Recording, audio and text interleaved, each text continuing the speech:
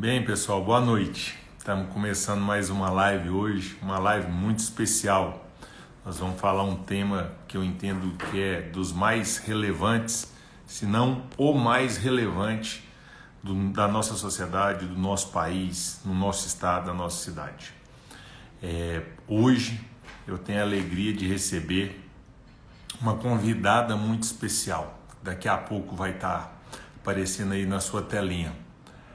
É a ex-deputada Raquel Teixeira.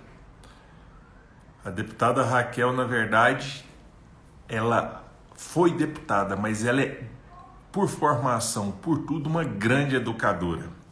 E ela acompanhou de forma bastante ativa as últimas movimentações do Congresso sobre a votação do Fundeb. Então, para tratar desse assunto da educação básica, deputada Raquel Teixeira, é só pedir para entrar, tô vendo aí, já cheguei, é só pedir para participar que eu te chamo aqui agora, tá certo?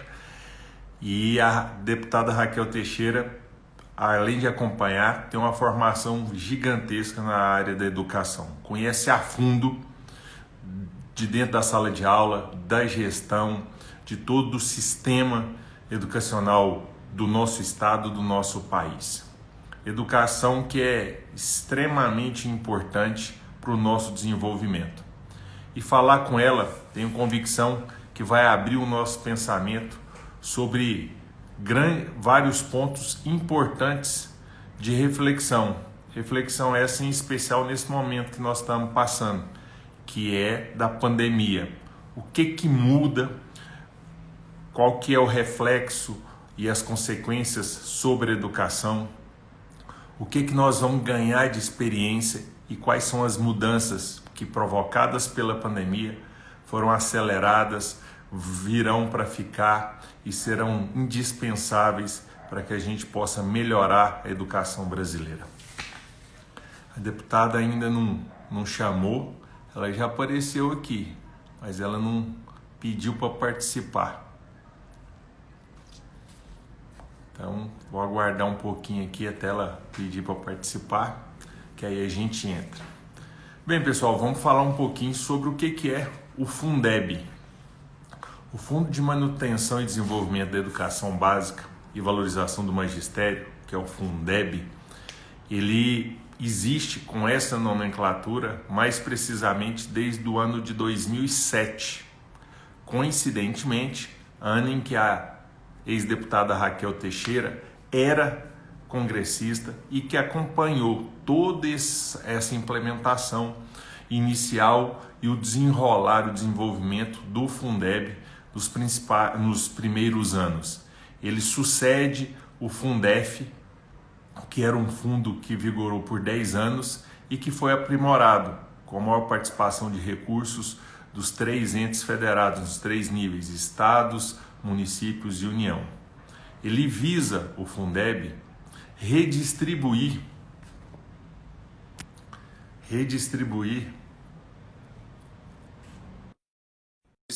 os recursos da educação para que a gente possa diminuir as distâncias. Boa noite, deputada. Boa noite, que sufoco para entrar, Andrei. Eu faço live todo dia pelo Zoom, pelo Google Meet, mas pelo Instagram é a segunda vez. Mas da primeira vez estava tudo fácil para mim. Não, mas está bem. Seja muito bem-vinda, superado esse momento inicial que é tecnológico. Isso, que a tecnologia tem nos proporcionado. Eu estava dizendo aqui, deputada, que hoje é um momento muito especial. Você vai me permitir chamar deputada, acho que é força do hábito, tá certo? Vou chamar de professora não, é de deputada. Que é uma alegria imensa poder falar com você sobre um tema extremamente relevante, a educação, a educação brasileira, a educação goiana. Você que vem da sala de aula, é professora, sabe a importância de se educar e educar bem, foi gestora da educação, foi parlamentar, ou seja, você circulou entre todas as áreas que envolvem a educação e se aperfeiçoou constantemente. Tanto é que é doutora por mérito, por esforço próprio, com muita qualidade. E tudo isso faz com que a gente possa discutir o Fundeb de forma muito qualificada, a meu ver. Tema esse, deputado, que é a educação, que para mim ultrapassa barreiras partidárias, pensamentos e ideologias. Eu vejo que a educação é, de fato, o grande debate que todos nós brasileiros temos que enfrentar. E a senhora, antes de fazer as saudações, eu já vou deixar uma pergunta. Por toda essa vivência, sala de aula, gestor e parlamentar, o que é que a gente tem de tão difícil que a gente não consegue universalizar qualidade e, com isso, melhorar os níveis de aprendizado, de ensino, do ensino público brasileiro? O que falta? Eu vejo que nós somos extremamente inteligentes, o brasileiro é esforçado, é sagaz. Quando dá chance, a gente ganha a Olimpíada Mundial de Matemática. Ano passado, alunos do SESI aqui de Goiás foram premiados na NASA. Ou seja, qualidade e potencial nós temos. O que falta a nós dar esse salto gigantesco? Seja muito bem-vinda, boa noite. Andrei, a sua pergunta merece uma tese de doutorado, mas vamos lá. Nós temos uma hora para desenvolvê-la. Na verdade, a gente tem problemas, temos desafios técnicos, políticos, culturais, completamente misturados. E nós temos uma história muito ruim. Na verdade, o Brasil, de fato, começou a investir na educação básica nos anos 90. E em 1930, Anísio Teixeira, a Escola Nova, falavam já isso. A escola pública é a base da democracia. Sem uma escola pública de qualidade, não teremos democracia. Mas foi um movimento que depois morreu. Foi só em 1994, quando foi criado o Fundef, a Lei de Diretrizes e Bases Nacional, é que o MEC disse, olha, a educação básica vai ser prioridade agora, porque até então todo o investimento era no ensino superior e a educação básica ficava por conta de estados, municípios, sem uma orientação, sem um norte. Então, faltou esse norte há mais tempo. A Finlândia, no século XVI, já não tinha analfabeto. Nós, em 1990, estávamos discutindo a alfabetização de adultos e a alfabetização de crianças. Então, optou-se por incluir todo mundo. Porque, às vezes, as pessoas ficam saudosistas e falam, na minha época, o liceu era público, gratuito e de qualidade. Era gratuito e era de qualidade. Não era público, Andrei. Era 10% da população de Goiânia que chegava a fazer ensino médio. A gente já tinha uma exclusão completa. Era a classe média alta que estudava no liceu, no Pedro Gomes, no Instituto de Educação. E havia uma exclusão que culturalmente a gente nem percebia. Então, do momento que se criou no MEC o Fundef, que era o Fundo de Financiamento da Educação Fundamental, o ensino fundamental, para quem está nos acompanhando e que não é da educação, só uma explicaçãozinha rápida. Tem 2 níveis de educação, básico e superior. Cada um tem etapas. Então, no ensino básico, nós temos etapas: educação infantil, fundamental, médio, e temos modalidades: especial, agrícola, a educação rural, quilombola, indígena. Da mesma forma que no ensino superior também, é tudo depois a gente tem etapas. Tem a pós-graduação lato sensu, estrito sensu, mestrado e doutorado. Mas então a educação básica, quando a gente fala nela, nós estamos falando de 0 a 19 anos, embora a gente tenha pessoas com 20, 30 ainda tentando terminar o fundamental ou o médio. E a gente tem uma cultura de achar que ensinar é fácil. É só você saber alguma coisa, vai no quadro negro, explica e está ensinado. Não é. Ensino é uma atividade extremamente complexa. Há inúmeras pesquisas. Não basta você saber. Você tem que saber o que ensinar, você tem que saber como ensinar, mas você tem que conhecer o seu público. Um professor, para uma criança que vai trabalhar com uma criança de 7 anos, ele precisa saber o que a criança de 7 anos pensa, ele precisa entender por que o aluno acha que um terço é maior do que um meio, porque o 3 é maior do que 2. Então, o professor tem saberes específicos da docência, como tem saberes específicos da medicina, da advocacia, da odontologia, de todas as áreas. Então, a gente tem a questão técnica, tem a questão né, histórica, temos também um problema de escala no Brasil muito grande. O Brasil é um país imenso, com enormes desigualdades, diversidades. A gente tem experiência fantástica. Você falou dos meninos do SESI premiados na NASA. O Brasil inteiro está cheio de casos de sucesso. O nosso grande desafio é da escala. A universalização está acontecendo na inclusão. A qualidade da aprendizagem é que é ainda o nosso nó, André. Mas eu acho que essa aprovação do Fundeb vai fazer uma diferença muito grande. Eu estou falando demais, mas eu estou te poupando perguntas, que eu sei que você faria. Com certeza. Estamos pulando a grande vantagem. Por que foi importante a aprovação do Fundeb, mesmo que alguns economistas equivocadamente digam que a gente está assumindo um compromisso que não vai dar conta de pagar, que, enfim, eu não vou entrar nessa discussão, porque ele foi extremamente importante. Primeiro que 82% da população brasileira está em escola pública, ou seja, é o presente e o futuro do Brasil. Segundo, que nós estamos no século XXI, que é um século que depende do conhecimento, da ciência, da tecnologia, da capacidade de inovação, da capacidade de raciocínio lógico e de estruturação de pensamento para encontrar saídas e caminhos para os desafios ambientais, econômicos, sociais. Então, nós estamos num século em que 82% da população tem direito e precisa de ter uma escola de qualidade.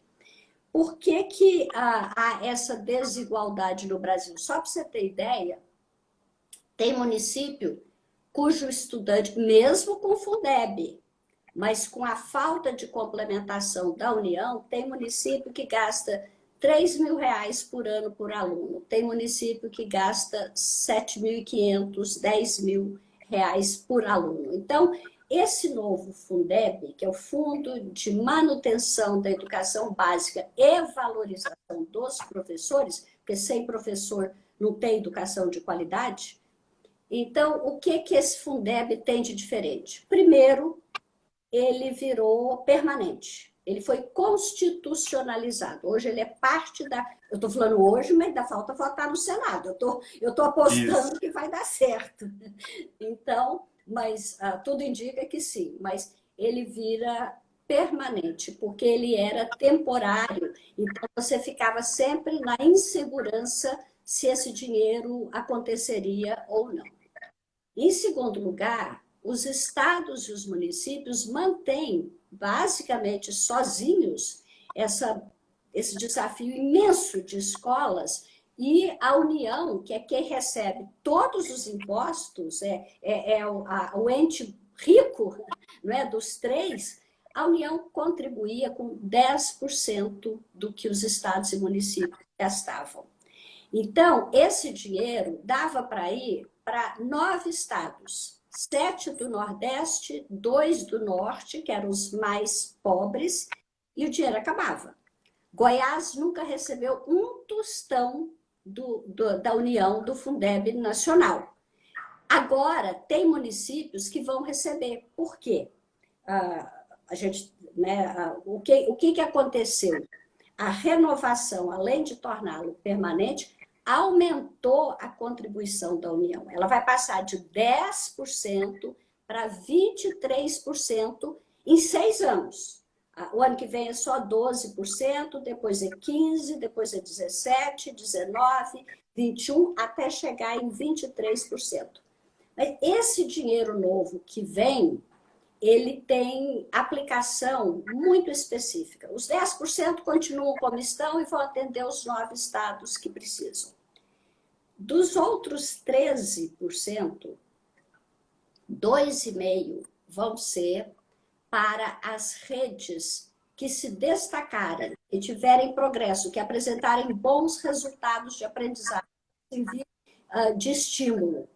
O outro, o resto, né, a complementação aí, os novos 10% e meio, serão alocados para os municípios mais pobres. Então, você soma tudo que o município tem de recurso e, inversamente, você manda dinheiro do Fundeb para fortalecê-lo. Então, não vai acontecer mais de um município ter 3 mil e outro ter 10 mil, porque vai haver uma equalização. Isso é democrático, isso é justo, isso é necessário, e isso vai fazer uma enorme diferença, porque de primeira a quinta série, tem muita pesquisa na área da educação, a gente sabe os caminhos, Andrei. O problema é que, quando eu falei, tem problema técnico, tem problema né, gerencial, tem problema político também. A gente ainda vive uma situação de quem entra quer destruir o que o outro fez, de falta de continuidade das políticas. Não existe educação de qualidade sem impacto com a sociedade, com todas as esferas do poder, para implementar aquilo que a ciência diz que é correto. Então, eu vi assim com muita alegria, com muita expectativa positiva, uma mudança importante a partir do ano que vem. Maravilha. Deputado, você tocou em vários pontos muito importantes, mas um deles que me instiga como cidadão, mas também como agente político. Eu vejo que para a gente poder avançar de fato, nós precisamos ter um pacto nacional pela educação. A educação tem que ser uma bandeira de todo cidadão, de todo gestor, independente de onde ele está, da corrente ideológica, do partido político que ele pertence. Com esse novo Fundeb, mesmo diante desse novo Congresso que é muito díspare em pensamentos e atitudes, diante do chefe do executivo nosso, que muitas vezes mais titubeia no tocante à educação do que de fato apoia o necessário. Mesmo assim, com essa vitória na Câmara, sabemos que agora vai para o Senado, é a PEC 26/2020.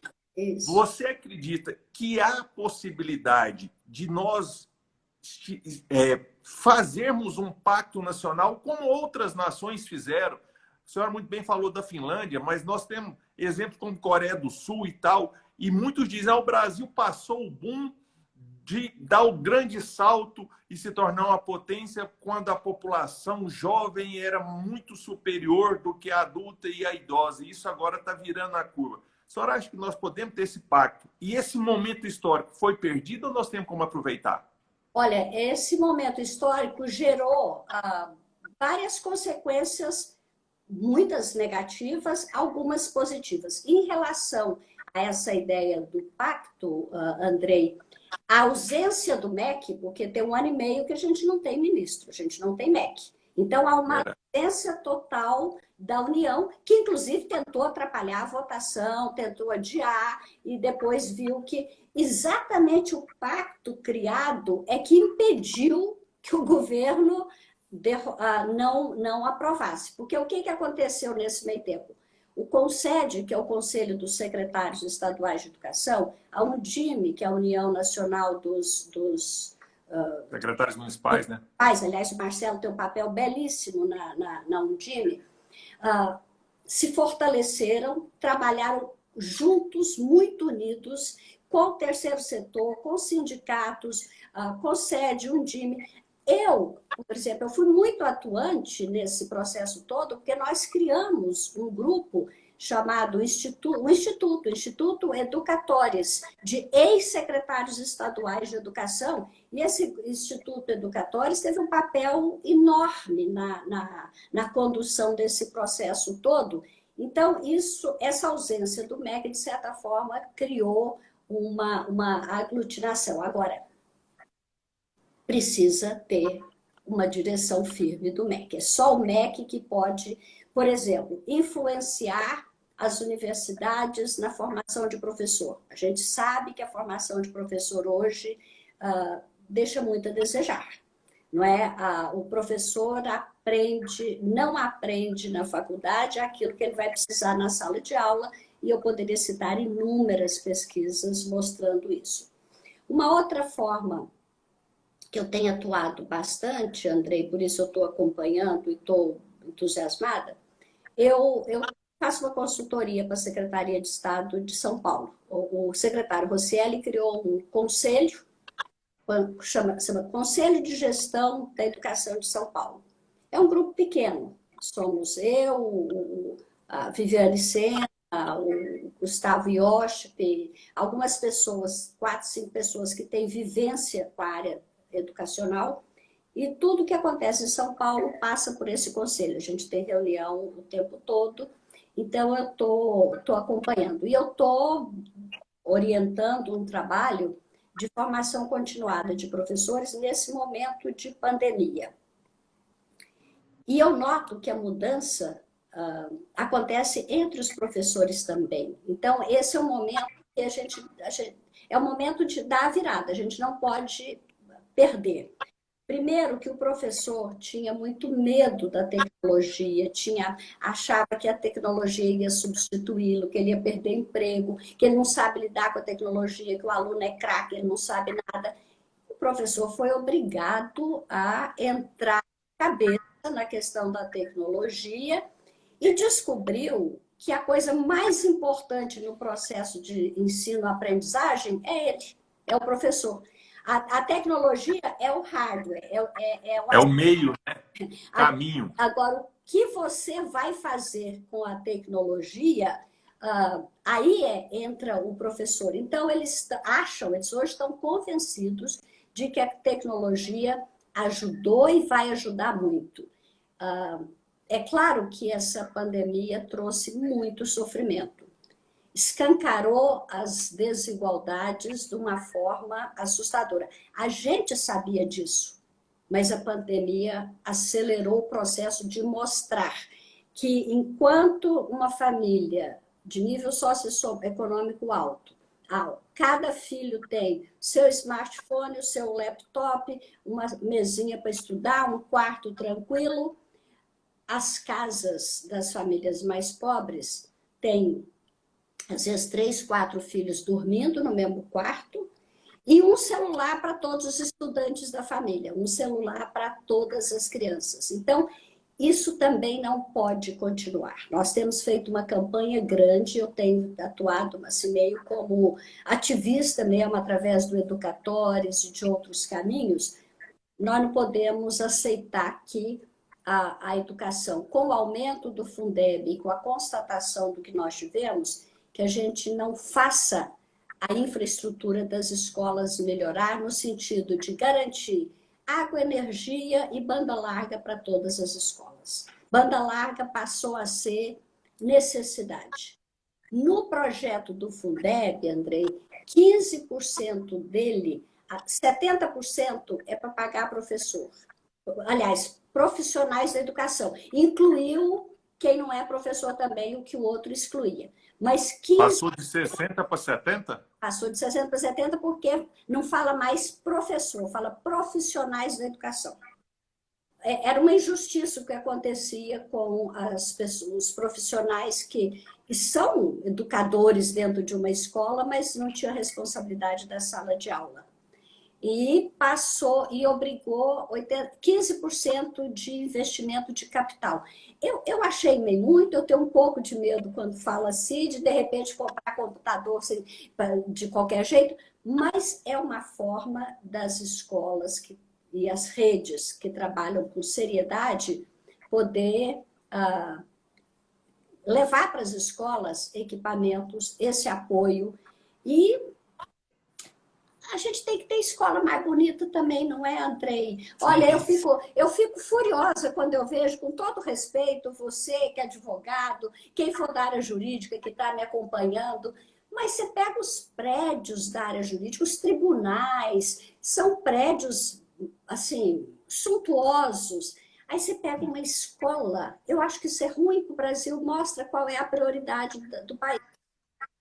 Quando você falou educação tem que ser bandeira de todo mundo, eu acho que mais do que isso, A educação tem que ser prioridade. Aliás, não é nem prioridade. A educação tem que ser premissa. Você tem que partir do princípio que a educação de qualidade, com um prédio bom, com um professor feliz, qualificado, bem formado, com quadra de esporte, com computador, com laboratório, com biblioteca, isso é direito humano. E eu acho que a gente ainda vai chegar a um ponto no Brasil em que a gente vai olhar para trás para a realidade que a gente tem agora e ter vergonha da realidade que a gente tem agora. Porque é inaceitável. É inaceitável. A senhora falou sobre a pandemia, que ela deu mais nitidez a grandes mazelas que nós sabíamos que existiam, mas que estavam meio assim escondidas. Queria fazer uma pergunta assim, meio que para o lado prático, pela sua experiência como gestor e também de sala de aula. A partir do ano que vem, os recursos começam a chegar num montante já maior. Antes de trabalhar, de ter vida pública, eu trabalhei no Tribunal de Contas. E eu via, quando o Fundef iniciou-se, professora, vários prefeitos, chegava final de ano, era 14º, 15º, 16º salário para professor, não que não mereçam. Contratações de material e tal, que eram feitas sempre no final do exercício para dar o índice, sem o planejamento necessário, sem a qualidade necessária. A pandemia trouxe essas discrepâncias. Quem tem muito tem melhores condições, mas nós temos. Quem está na rede pública não tem acesso à tecnologia, não tem crédito no celular. Aí, o ensino rural ele tem na mesma sala alunos de vários anos. Como mudar isso com esse recurso chegando para que, de fato, magistério e o aluno tenham melhores condições e não surjam essas despesas de final de exercício só para atingir o índice? Até porque falta muita transparência ainda nesse gasto por vários municípios Brasil afora. Quando eu disse que a gente tem problemas técnicos, políticos e culturais, entre os problemas técnicos eu coloco, né, a formação do professor, a compreensão do que é a docência, a certeza de que ser professor não é para amador, e a pandemia também mostrou isso. Os pais estão desesperados, sem saber o que fazer com os alunos em casa, mesmo quem tem computador, mesmo quem tem smartphone, mesmo quem tem um quarto bonitinho para o aluno estudar, os pais não sabem o que fazer. Então, eu acho que isso também escancarou a complexidade do processo de ensino-aprendizagem. Agora, o que aconteceu com o Fundef é que era um recurso, até então, as redes nem tinham os municípios nem tinham redes próprias. Você tinha município rico que fazia faculdade e não oferecia educação básica. Então, foi aí, com o Fundef, eles começaram a ser estimulados a criar as redes. Foi quando os municípios começaram a ter as escolas municipais, criar sistemas de Conselho Municipal de Educação, as redes municipais surgiram, e isso foi muito bom, e o Fundef era para fazer isso mesmo. Agora, no começo, os prefeitos nem sabiam como lidar, achavam que fazer uma faculdade era mais importante do que a educação básica. O problema cultural nosso é endeusar a universidade da forma mais equivocada. Quando eu me lembro que quando eu comecei a estimular o ensino técnico, tecnológico, tinha gente que preferia fazer um curso de baixa empregabilidade no mercado depois, mas que era um curso universitário, do que fazer um curso técnico qualificado que daria a ele uma preparação muito melhor, como é na Alemanha, como é na França, como é lugares todos desenvolvidos. A gente tem a cultura de achar que a universidade é que é importante. E o mais importante é a educação básica, mais importante é a educação infantil. Uma coisa boa que eu esqueci de falar do Fundef novo, é que dos 10%, né, dos 10% a mais, 2,5% é para quem se sai bem, mas tem 5% da contribuição a mais que o Fundeb vai dar, tem que ser para a educação infantil. Maravilha. Esse é uma maravilha. Eu sei que é vereador, você tem que acompanhar. Você sabe que em Goiânia há uma demanda reprimida por Sim. creches. Muitas pessoas, muitas famílias nem sabem que elas têm direito à creche constitucional. Muitas famílias nem sabem que de 0 a 3 anos, os famosos 1000 dias de vida da criança, constitui o período mais importante da construção cerebral. O ritmo da formação dos neurônios nesses primeiros 3 anos de vida é ao ritmo de 1 milhão por dia, uma coisa assim que nunca mais se repetirá. Então, atender crianças nessa fase vai ser uma coisa fantástica para a quebra das desigualdades. Você pega, por exemplo, que é lá na educação infantil, Andrei, que nasce a desigualdade. Você pega uma criança de família mais socioeconômica melhor, mais rica, uma criança mais pobre.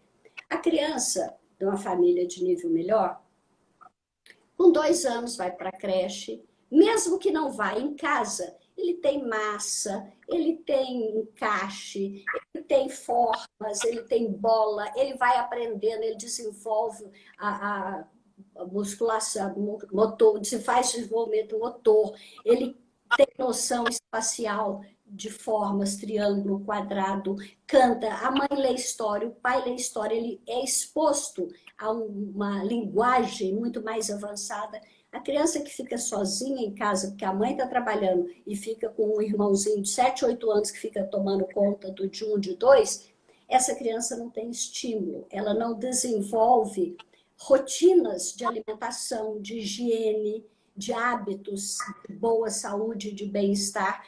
Quando essa criança vai à escola a primeira vez para ser alfabetizada, ela não tem como competir com uma criança que desde que nasceu foi estimulada.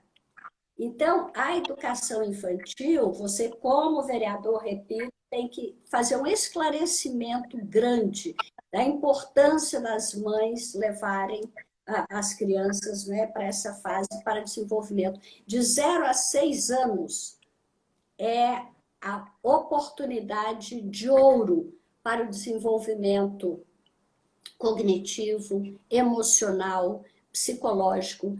Para cada $1 que a gente investe nas crianças de 0 a 1 ano, você tem um retorno de 20 e tantos dólares, porque não é só na educação que ela vai se dar melhor. A criança que faz educação infantil, ela permanece na escola mais tempo, ela termina o fundamental, ela tende a terminar o médio, ela pode ir para a universidade, ela tem salário melhor, ela desenvolve hábitos melhores, família estabilizada, empregos melhores. Então, tudo que se investe na educação infantil vale a pena. Mas alguns políticos ainda acham que tem que fazer uma coisa que é visível agora, e não investir para daqui a 15, 20 anos. Mas a gente tem que aprender a raciocinar a famosa frase, né? Pensar não na próxima eleição, mas na próxima geração.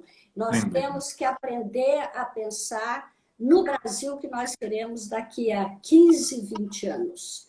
Então, nós temos que deixar de ser imediatistas e pensar a médio e longo prazo. Exatamente. A senhora falou algo fundamental, que é gerar oportunidades mais equânimes na primeira infância, na educação infantil.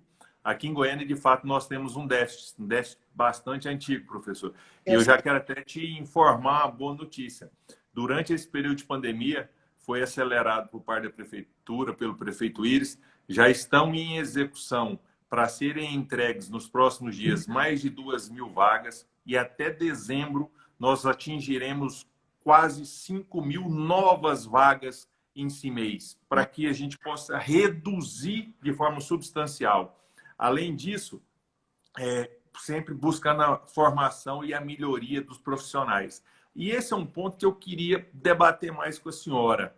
A formação do profissional, muitos, e aí deixa eu instigar, da sociedade que não conhece, fala assim, mas já se paga muito, 60%, 70% do dinheiro do Fundeb vai para professor, e a gente não vê isso na qualidade do ensino que é dado às crianças. nós temos muita gente de muita qualidade dentro do município, dentro do grupo de professores. O que falta para a gente perceber com maior nitidez esses avanços? Além dessas diferenças na infância, o que pode ser mais feito, melhor feito, como você tem acompanhado aí? A formação. A própria formação inicial que se faz nas universidades ainda não incorporou. Nós hoje temos um acúmulo de conhecimento na área cognitiva sobre memória, sobre aprendizagem, sobre o processo, né, do aluno fazer descobertas, sobre a criatividade, mas as nossas universidades ainda não incorporaram na sua formação muitas das últimas pesquisas. Se você prestar atenção nos currículos, eles são muito mais históricos, filosóficos, né? Você pega teses de mestrado da Faculdade de Educação, a história da educação, a filosofia da educação, a epistemologia, mas o professor tem que saber como é que uma criança de 9 anos raciocina, que tipo de erros ela vai cometer, como é que o professor sabe, sai da faculdade sabendo tudo que o Vygotsky pensava, que o Piaget pensava, mas não sabe o que fazer na sala de aula. Nós temos uma formação teórica que é importante, não estou dizendo, mas nos países mais desenvolvidos, de modo geral, há 2 tipos de formação. As faculdades de educação, as School of Education nos Estados Unidos, formam pesquisadores na área da educação. O Teachers College, que é a universidade do professor, forma o professor para a sala de aula. São formações diferentes. Aqui no Brasil, a gente centraliza tudo nessa formação mais teórica. Há uma desconexão completa da teoria e da prática. E hoje a gente sabe que o que o professor mais precisa é uma prática. A gente precisa criar como é que chama o estágio? Não, a residência docente, como existe a residência médica. No Chile, eu tive em janeiro no Chile, uma semana lá. O Chile tem um grande exemplo de formação de professor. Eu fiquei uma semana lá. Tem uma amiga minha que é a diretora da Universidade Diego Portales, que é uma das melhores para formação de professor. Eles têm estágio, docência, desde o primeiro ano que o aluno entra na faculdade. Primeiro ele vai para observar, depois ele vai assumindo responsabilidades. Então, essa prática é completamente vinculada. Você não avança teoricamente, você vai para a sala de aula, você volta, reflete sobre o que você aprendeu, o que você errou, o que você precisa avançar, aí você cria, né, estuda os conceitos teóricos, mas essa teoria prática tem que acontecer na educação. A educação, na verdade, é muito parecida com a medicina. Você dificilmente teria confiança no médico que não fez residência, que não fez prática, né, que não aprendeu a operar. Mas a gente tem confiança num professor que não fez isso. Sendo que o professor está moldando o seu filho. Outra coisa que a pandemia mostrou é que os pais têm que estar mais próximos da escola. Essa pandemia aproximou. Quando eu falo que a gente tem uma questão cultural de não dar valor à educação, você pode olhar pela qualidade dos prédios públicos, você pode olhar... Vê essa questão do Fundeb, Andrei. Todo mundo sabe que é importantíssimo. Eu estava assistindo a Globo News da sexta-feira, antes da segunda em que seria votado. Tem aquele programa lá, não sei o que lá, Em Pauta. Sim, é em pauta. Hã? É em pauta mesmo. É, em pauta.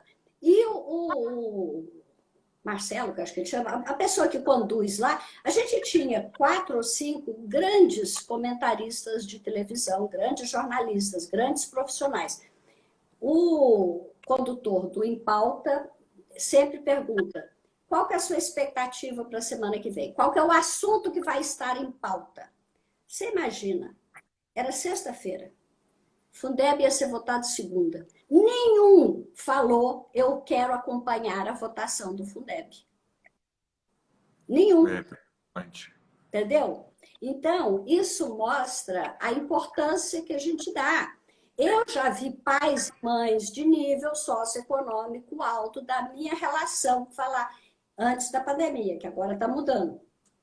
Imagina se eu vou à escola de menino para resolver isso, para resolver aquilo. Quer dizer, se a educação do seu filho não é a coisa mais importante da sua vida, alguma coisa está errada. Sem dúvida. Terceirizava de forma desmedida a responsabilidade e a educação dos filhos, o que, a meu ver, é muito errado, né? Muito errado, completamente errado, entendeu? Então, a gente tem que mudar a formação, mas tem que mudar a formação continuada também.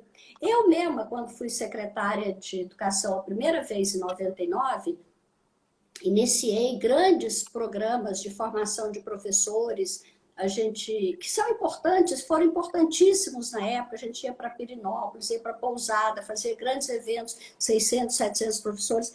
Ainda há demanda e ocasião para esse tipo de formação, mas a formação continuada mesmo, ela só faz diferença quando ela acontece em serviço. É o professor dando aula sendo orientada.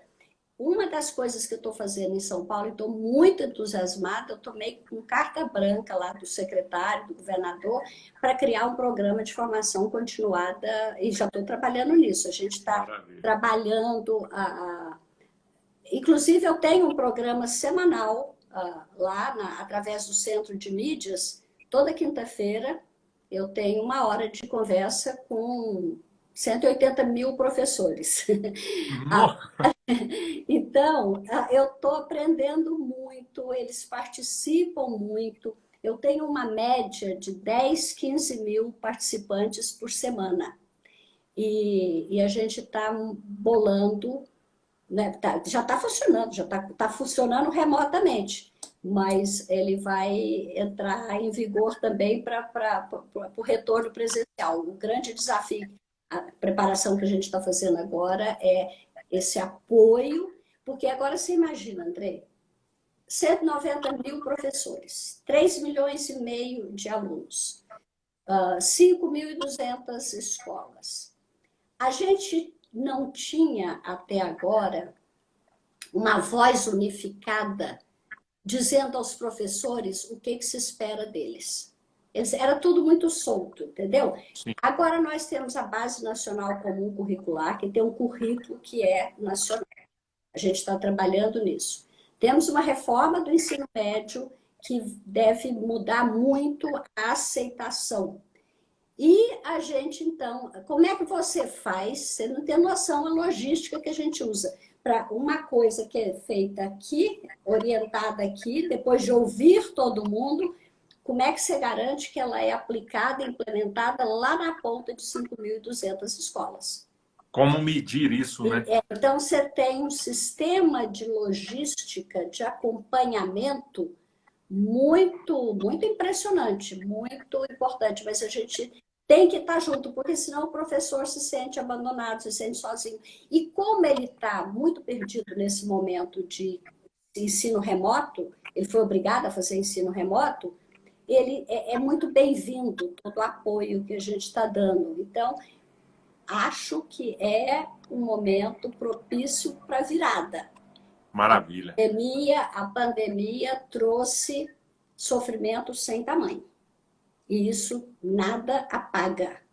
Mas na história da humanidade, a gente sabe que pandemias, guerras aceleram o futuro. Aceleram. O bom futuro que nós esperamos. É o que está acontecendo. Professores falam para mim, professor, o isolamento social nos uniu. Os professores hoje estão mais unidos da escola, seja por grupo de WhatsApp, seja por Google Meeting, seja pelo que for, eles estão se ajudando muito. E isso é muito positivo. Sim. Professor, quero acelerar, porque faltam 13 minutos aqui, que corta com 1 hora, e eu tenho algumas perguntas interessantes, que eu acho muito importantes e interessantes. A senhora teve uma vivência muito grande na gestão pública, foi parlamentar. Eu tenho o sentimento que o Brasil vive, a cada ciclo eleitoral, de novas ideias, muitas importadas. Uma que eu vejo chegando na área da educação agora é o voucher, que inclusive foi citado por um colega que nos acompanha aqui. Que muitos eu já vi na boca de pretensos candidatos a prefeitos e vereadores Brasil afora, o voucher é a salvação para a educação infantil, para acabar com as vagas, as demandas por creche. E assim vai, no ensino médio.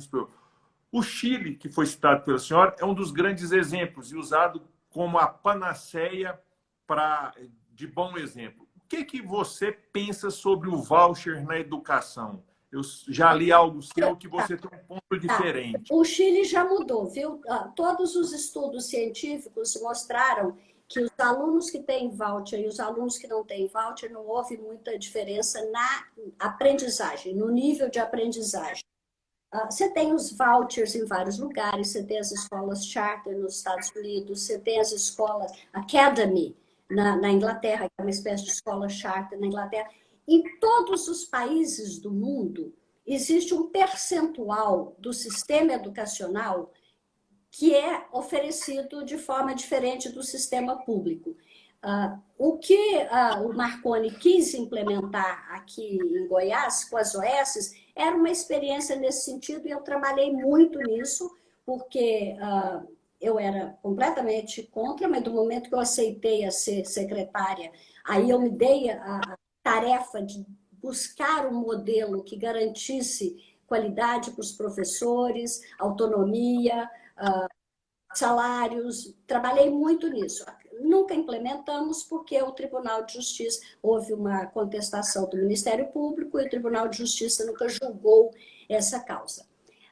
Então, nenhum voucher no mundo vai substituir o bom sistema público de educação.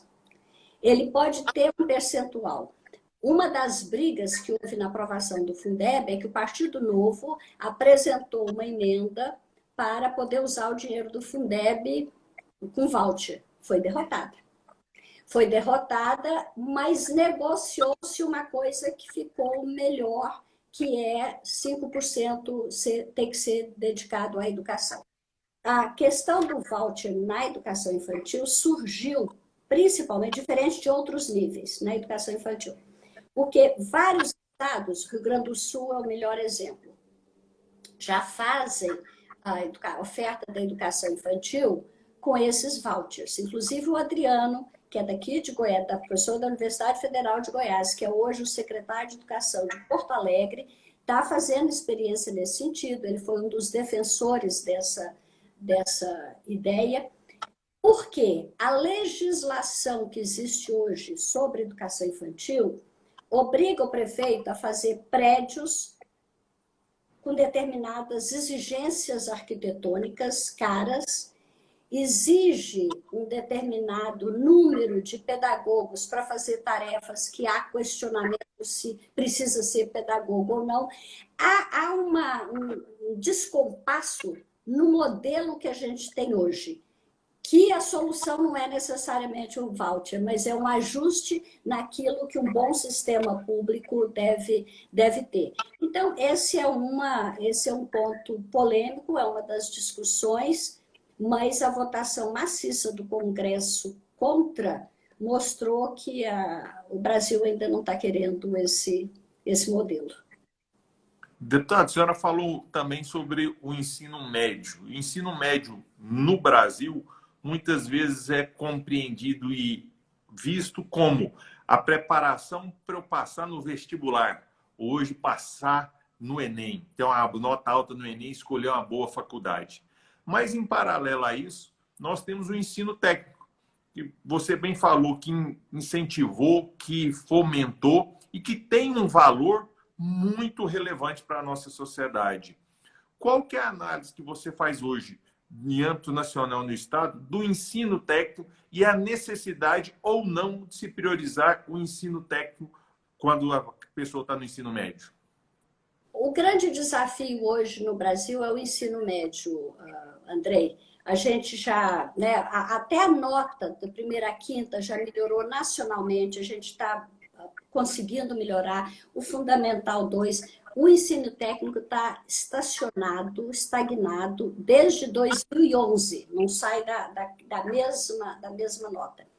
E uma das razões é o próprio modelo de ensino médio que a gente tem hoje. Você, em lugar nenhum do mundo, existe ensino médio em que todos os alunos, 100% dos alunos que fazem médio, têm que fazer 100% das mesmas disciplinas. Ele faz física, química, biologia, matemática, mesmo que ele queira fazer teatro na Universidade Federal de Goiás. Então, isso é uma disfunção sem tamanho. A reforma do ensino médio, que já está aprovada, veio para mudar isso.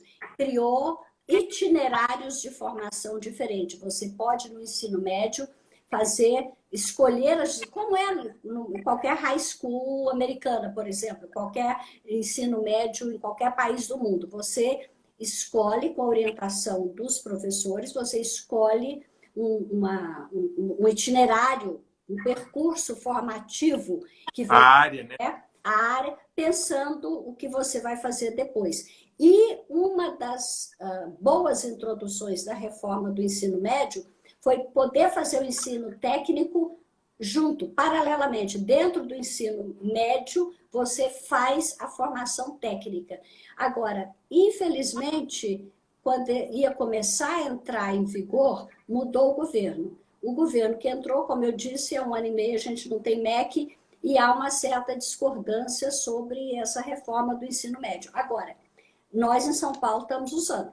Vários estados estão usando, várias escolas particulares. É claro que isso é complexo, isso muda a próprio formato do Enem. Sim. Você vai precisar ter Enems diferentes para diferentes carreiras escolhidas, mas acho que temos que caminhar por aí. Um ensino médio diversificado. A gente não pode ficar presa pelo formato do Enem. É o que você falou. O ensino médio passou a ser cursinho para fazer faculdade e ele perdeu identidade. O que as escolas faziam no ensino médio, o que cai no vestibular? Então é isso que eu vou ensinar. Quer dizer, isso é uma distorção completa. Pelo contrário, o que se faz no ensino médio é que deve moldar que tipo de curso as universidades têm que oferecer. Porque num mundo muito diferente, a gente não sabe quais são as carreiras que vão existir daqui a... As aptidões cobradas, né? Entendeu? A gente não sabe.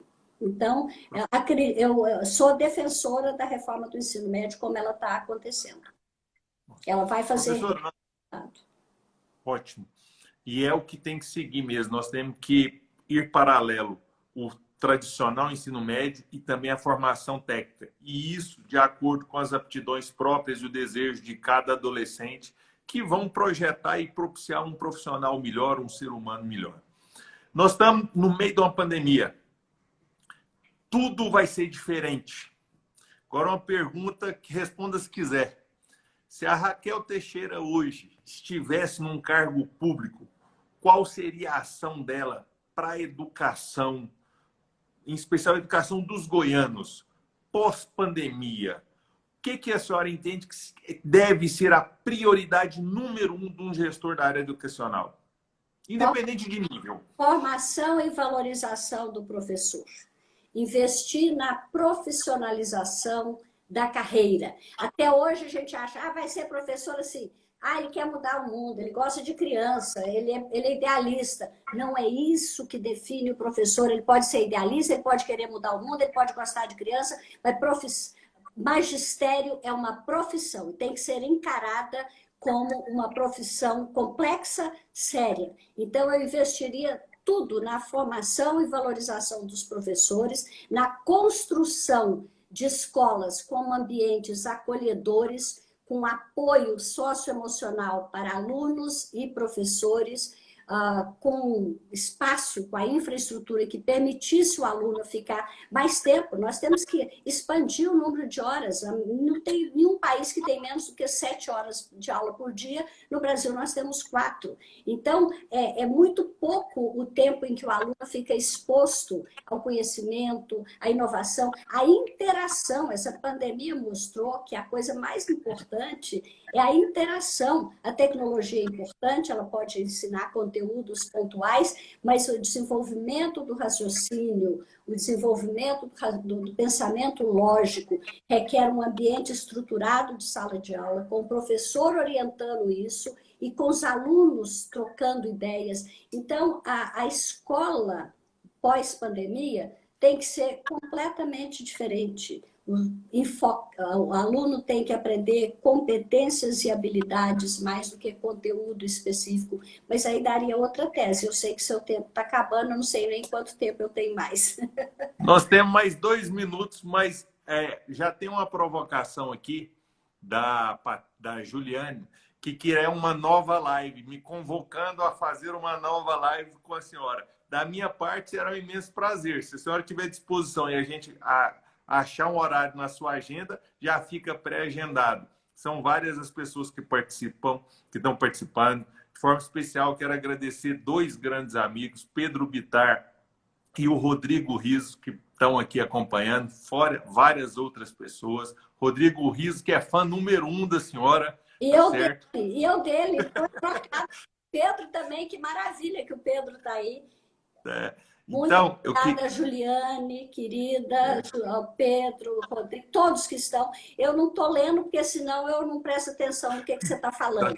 Mas... Um agradecimento geral a todos que participaram e quero deixar, desde já, um convite para uma nova live, porque tem muita coisa para a gente falar e educação é muito instigante e esse debate é essencial ser constante, ainda mais com pessoas com a qualificação da senhora. Obrigado pela oportunidade. E as considerações finais da senhora?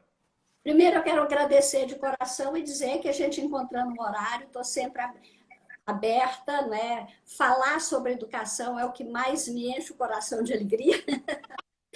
Você deve ter percebido que não precisa nem fazer pergunta, eu fico me policiando para calar, você falar, é isso, toca. Não, mas isso está muito bom. É um prazer, é uma alegria. Podemos, sim, tentar uma nova data, porque está muito longe de ter ficado exaurido esse assunto, né? Muito longe de esgotado. Mas eu quero agradecer, então, além a você e a todos que assistiram, mas eu não posso deixar de finalizar reconhecendo e valorizando muito o trabalho de cada professor e cada professora nesse processo de pandemia, que muitas vezes, na grande maioria das vezes, teve que se reinventar, teve que se superar. Porque se o aluno não tem equipamento adequado, muitas vezes o professor também não tem. Eu vi cenas de professor montando capa de passar roupa com não sei o que, uma geringonça para ele pôr o celularzinho dele lá em cima para gravar a aula que ele ia dar para o professor. Quer dizer, é maravilhoso que isso aconteceu, mas isso não pode ser a regra. Isso não pode vir para ficar desse jeito. A tecnologia tem que vir para fazer melhor.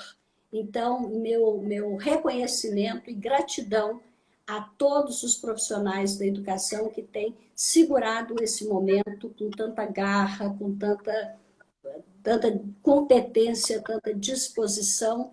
E a minha crença, sim, que apesar do sofrimento enorme, a pandemia pode nos ajudar a sair mais fortes e criar um sistema maior e melhor, que é o meu grande objetivo na vida. Coisa boa. Faltam 32 segundos. Muito obrigado mais uma vez, a senhora deputada Raquel Teixeira, a todos que nos assistiram. Minha mãe pediu para mandar um beijo especial para a senhora, então tá dado esse beijo especial. Grato pela oportunidade, tá certo? A todos que nos assistiram, fiquem com Deus e um grande abraço. Mas então, se tem um segundo, mandar um beijo para minha chará do coração. Um abraço, professora. Fica Obrigada. com Deus. Vamos marcar, tá bom? A próxima. Tá bom, obrigada. Tchau. Obrigado a você.